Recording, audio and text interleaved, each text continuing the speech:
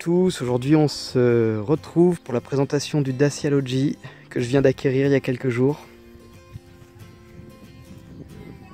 Voilà hein. Au véhicule, alors j'avais fait une étude pour essayer de trouver une voiture 7 places hein, pour pouvoir mettre 3 enfants et sans tomber dans le monospace, c'est pas trop cher. Alors cette voiture là, elle m'a coûté 17 000 €, sachant que le prix d'entrée est de 10 000 €, je me trompe. Et là, bon, là c'est la version tout équipée. Hein, donc on voit bien les 7 places. Alors c'est une voiture, je suis assez content, hein, j'ai déjà fait 500 km avec. Voilà, il y a une finition, elle est assez jolie, extérieure, finition advance. Là, hein, on voit ce qui s'appelle un ski, qui lui donne une allure assez sportive. Ici, on voit les rétroviseurs noirs. Là, quelque chose, je sais pas si on va bien voir, mais qui ressemblerait un peu à du carbone. Et voilà, on a fait mettre une boule d'attelage. À l'intérieur. Hop là. Alors, si on regarde l'arrière, hein, on voit les 2 sièges qui peuvent être dépliés ici. D'accord, qu'on laisse comme ça pour le moment. Et nous avons ce cache-bagages qui vient se clipser. Ah oui, parce que j'ai pas mis l'autre côté. Voilà. Qui permet de fermer complètement le coffre. Alors sur cette version, nous avons un cric, une roue de secours située sous la malle, le petit outil fourni avec pour démonter la roue, et donc ils nous ont fourni cette petite housse là, qui fait qu'en fait tout ce qui sera, on pourra la nettoyer quand ça sera sale assez facilement. On avait également la petite mallette Dacia avec ampoule, huile de moteur, extincteur, liquide glace concentré et le gilet ainsi que le panneau. Voilà, du coup une assez grande malle avec les 2 sièges qu'on retrouve ici et ici. Hein, voilà, lorsqu'on regarde, c'est un volume assez conséquent. À l'arrière, donc voilà, nous avons 2 sièges bébés. Bientôt, il y en aura un 3e et il y a tout à fait la place de le glisser. Hein. J'ai essayé, on peut mettre les 3 sièges bébés à l'arrière. Les sièges, on retrouve des tablettes ici, donc les enfants ont mis leurs pieds dessus, mais il y a des petites tablettes qui permettent aux enfants de poser un petit peu tout ce qu'ils veulent. Voilà, vitre électrique à l'avant et à l'arrière, plafonnier ici, plafonnier là-bas. Ah, et alors j'oubliais, pour les sièges arrière, ici, il y a une autre prise 12 volts. Du coup, les passagers qui sont complètement à l'arrière peuvent également brancher les différents appareils. Et à l'arrière, ça s'ouvre comme ceci. À la place du conducteur. Alors à la place du conducteur, c'est pas mal. D'abord on voit le pas de porte Dacia. Alors à bord de la Logi, qu'est-ce qu'on trouve? On trouve tout d'abord ici le réglage des rétroviseurs droite, gauche. Alors ils ne se rabattent pas, mais on peut les changer automatiquement. L'anti-patinage est pour bloquer le radar de recul, c'est-à-dire le bip bip qui recule. Le volant qui permet de régler le contrôleur ou le limitateur de vitesse, de le mettre en pause ou de complètement arrêter une de ces 2 fonctions.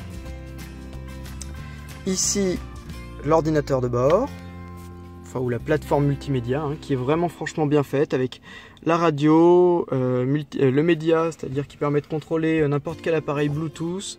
Par exemple, moi j'ai un compte Deezer, et bien je peux écouter la musique Deezer, c'est très pratique. La fonction téléphone qui marche vraiment très bien, il n'y a pas de friture, j'ai fait des tests. C'est du coup accès au répertoire, quand ça sonne, ça répond, vraiment un confort d'écoute vraiment très appréciable. La carte, uniquement pour afficher la carte routière. La navigation, c'est pour commencer une navigation. Alors elle est vraiment très précise, hein. C'est quelque chose, je me suis dit que j'allais devoir utiliser Google Maps ou Waze ou autre chose. Et en fait, ce GPS indique les radars de recul, on peut choisir les routes payantes, les routes non payantes, prendre les autoroutes, ne pas prendre les autoroutes. Sur le trajet que j'ai fait hier, là donc Paris-Normandie, eh bien il y a plusieurs radars fixes, il m'a indiqué des zones de contrôle de manière assez précise. C'est vraiment quelque chose de très pratique, hein. Je trouve que vraiment c'est très bien fait, quoi. Voilà. Un petit peu dessous, donc la climatisation, hein. Si j'appuie la climatisation se met en place, elle est assez efficace pour le moment. Et ici, le limitateur, le régulateur de vitesse, hein, qui se contrôle après par ici pour augmenter ou diminuer les limites ou la vitesse. Ici pour la suspendre et pour la remettre à zéro. Le mode éco c'est quelque chose qui va limiter la consommation d'essence de la voiture. Et alors ça marche assez bien, hein. Si on regarde un peu là aujourd'hui, là par exemple, donc j'ai fait à peu près 500 km, la consommation de la voiture est d'environ 6,4 litres au 100, hein. C'est quand même, pour une grosse voiture comme ça, c'est quand même pas beaucoup, hein, je trouve. Du coup c'est vraiment appréciable. Là on voit le petit signe éco qui est allumé ici. Voilà. Et ensuite le désembuage de la vitre arrière. Alors le pommeau, au début j'avais demandé une voiture automatique, mais le délai de livraison était de 6 mois, plus ou moins. Alors que là il l'avait en stock, hein, il y en avait pas mal. Du coup je l'ai prise comme ça. Ensuite, une prise 12 volts. L'autostart, la voiture s'arrête lorsqu'on lâche l'embrayage un feu rouge par exemple. Et donc le moteur s'arrête et il suffit de réappuyer sur l'embrayage pour qu'il redémarre. Ça se désactive en appuyant ici. Voilà, là il est désactivé, là il est activé. Du coup voilà, c'est une voiture dans laquelle finalement il y a quand même pas mal de technologie, hein. Là on voit la molette pour contrôler la partie multimédia. Ça permet de changer de mode, de passer de la radio au multimédia, de baisser le son, d'augmenter le son, de répondre au téléphone. Derrière il y a une petite molette ici pour changer les stations radio. Ah oui, alors j'oubliais quelque chose, hein, cette voiture a la caméra de recul. Du coup je passe la marche arrière et hop, la caméra s'allume et je peux voir l'arrière de la voiture. Voilà, là nous avons le rétroviseur pour voir à l'arrière et le rétroviseur pour regarder les enfants. Les pare-soleil avec une vitre, hein, qui marche, voilà, très bien, des deux côtés d'ailleurs. Voilà.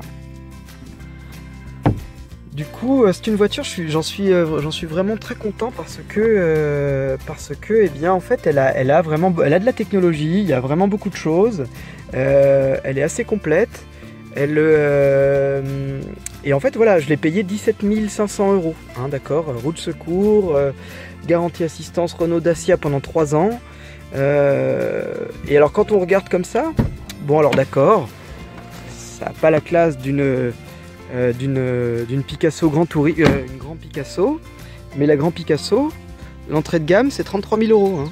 Alors que là, le haut de gamme, on est à 17 000 €. Du coup, c'est pas mal. Alors là, il y a des jantes, bon, c'est du plastique, hein, mais malgré tout, ça reste quand même très très joli.